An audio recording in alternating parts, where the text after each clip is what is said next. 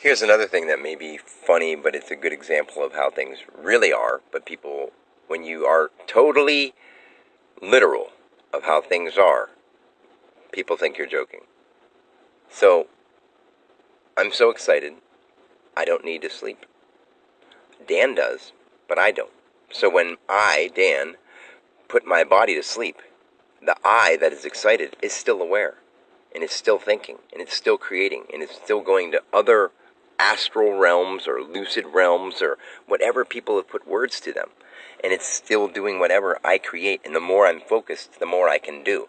That's what lucid dreaming is. Basically, you let your mind run wild, and while you're asleep and your body is not moving around and doing things, you can actually focus it so strongly that it'll do whatever you want. The stronger you learn how to do it, walking through walls, flying to whatever, you can actually be in real time going around remote viewing.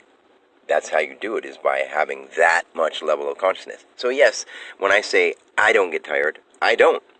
My body does, and I know when I have to rest, or else my body, I just fall asleep. And I've done that for so long because I have never needed to sleep, but Dan has. But Dan started realizing that he doesn't need to sleep. He doesn't need to do things that the way people say. You don't need to eat the way they pattern it.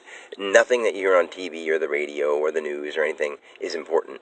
You need to focus on being unconditionally loving towards things, and that's the point. So that when someone says, "Are you tired?" I'm like, "I'm not." I'm like, "My body's getting tired. I'll need to sleep soon." So like, I'm not tired. But the person that I've been up to the point where I became enlightened is. Does that make sense? I believe it does. So imagine trying to live a life from that point of view. It's not easy.